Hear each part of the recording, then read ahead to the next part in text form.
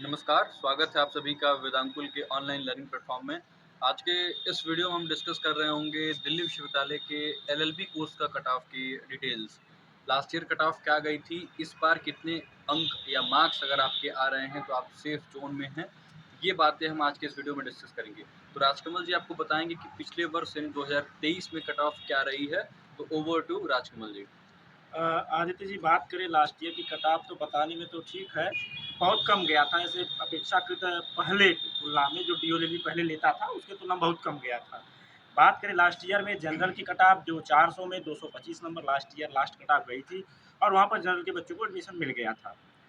EWS की बात करें तो 200 नंबर गई थी और ओबीसी की बात करें तो 184 गई थी।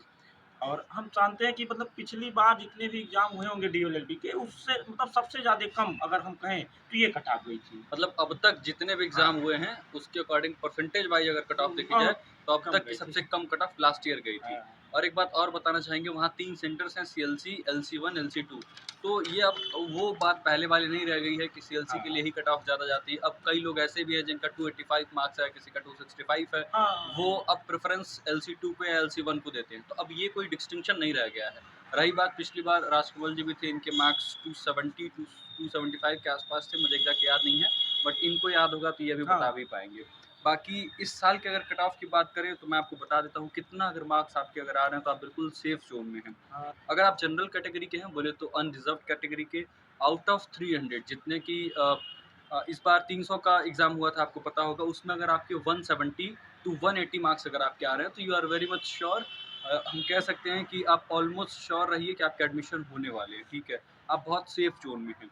अगर ईडब्ल्यूएस की बात करें इकोनॉमिकली वीकर सेक्शन की, तो 165 टू 170 मार्क्स अगर आप स्कोर कर रहे हैं, आप बिल्कुल सेफ हैं। हमारे एनालिसिस के अकॉर्डिंग जो हमने 2-4 दिनों तक अपने डेटा उठाए हैं और उनके बारे में सोचा है, विचारा है, कुछ लोगों से बातें की जिन्होंने एग्ज़ाम दिया था। हमने पेपर भी देखा है, कुछ बेसिक क्वेश्चंस भी थे, कुछ टफ क्वेश्चंस भी थे। देखिए सीयूईटी के एग्ज़ाम ऑलमोस्ट कोई भी पेपर टफ नहीं आया था, ईज़ी टू मॉडरेट था, बस ये था कि कोई सिलेबस नहीं होता इसलिए प्रॉब्लम होती है। बाकी अगर ओबीसी कैटेगरी की बात करें तो ओबीसी कैटेगरी के जो भी स्टूडेंट्स हैं वो 160 टू 170 अगर स्कोर कर रहे हैं तो they are very much safe, बिल्कुल सेफ ज़ोन में है, उनके एडमिशन हो ही जाएँगे। ये ऐसा हम कह रहे हैं, हम कोई प्रेडिक्शन नहीं कर रहे हैं, ये एक हमारी एनालिसिस है। हम गलत भी हो सकते हैं, सही भी हो सकते हैं, लेकिन आपको एक आइडिया देना ये हमारा ड्यूटी हमें लगता है, इसलिए हम ये काम कर रहे हैं। बाकी एससी और एसटी कैटेगरी को हम एक्सक्लूड नहीं कर रहे हैं, हाँ, उस पे हमारा कोई बहुत सॉलिड काम नहीं हो पाया, तो इसलिए हम कोई मतलब ऐसा चीज़ नहीं चला देंगे कि बिल्कुल हमें लोग देखने के लिए कुछ भी कह दें, ऐसा कुछ नहीं है। जब तक हमारा अच्छे से उस पे रिसर्च नहीं हो जाता, हमें डेटा हाथ नहीं लगा, इसलिए हमने उसको बहुत अच्छे तरीके से आपको कोई डेटा बताया नहीं। तो आप मान के चलिए अगर 150 के आस-पास पार है, तो they are very much sure 100 से ऊपर ही रहिए और 150 के आस-पास अगर है, तो एससी-एसटी में भी आपके एडमिशन होने वाले हैं। बस एक हम रफ आइडिया बता रहे हैं। तो बस इतना ही था, राजकमल जी का लास्ट टाइम एडमिशन हुआ था। एडमिशन मुझे लगता है मेरा भी हुआ था, बट हम लोग दोनों लोगों ने बनारस हिंदू यूनिवर्सिटी को ही चूज़ किया हुआ है और आज हम यहीं से एलएलबी कर रहे हैं और यहीं फैकल्टी के सामने ही खड़े होकर के हम आज ये वीडियो भी शूट कर रहे हैं। तो यही था, कोई भी डाउट हो तो कमेंट करिएगा। हम प्रयास करेंगे कि आपके सारे डाउट्स को रिज़ॉल्व कर पाएँ और अगली बार जो तैयारी करना चाहते हैं, उनके लिए जो इस बार का पेपर है, जो कि हमें प्राप्त हुआ है, वो हम अपने टेलीग्राम ग्रुप में शेयर कर देंगे, जिससे कि आपको आइडिया लग पाएगा कि कैसे क्वेश्चन्स आ रहे हैं, क्या आखिर चेंजेस हैं पिछले साल के हिसाब से। तो वो जो पेपर होगा, वो आपको ग्रुप में मिल जाएगा, उसके अकॉर्डिंग आप अपने पेपर एनालाइज़ करके तैयारी शुरू कर सकते हैं। और बहुत जल्द कुछ टाइम बाद हम उस पे भी वीडियोज़ लेके आएँगे कि कैसा पेपर आया था, उसकी पूरी एनालिसिस करते हुए। ओवर टू यू राजकमल जी। देखिए आदित्य जी, बहुत से छात्र-छात्राओं में थोड़ा उत्सुकता होती है कि ये डीएलएड में सीटें कितनी हैं? कितने लोग को एडमिशन मिल जाता है? तो थोड़ा उस बारे में थोड़ा उनको बता दें तो अच्छा रहेगा। 2900 से 3000 के हाँ, आसपास सीटें हैं। हाँ, ऑलमोस्ट मैं अप्रॉक्स कोई एग्ज़ैक्ट डेटा नहीं बता रहा हूँ, 1000 के आसपास तीनों सेंटर्स में सीटें हैं।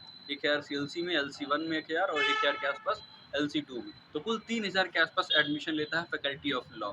तीनों सेंटर्स अच्छे हैं, अगर आप प्रैक्टिस के नज़रिए से जाना चाहते हैं, तो आप हाँ, डीयू बिल्कुल जा सकते हैं।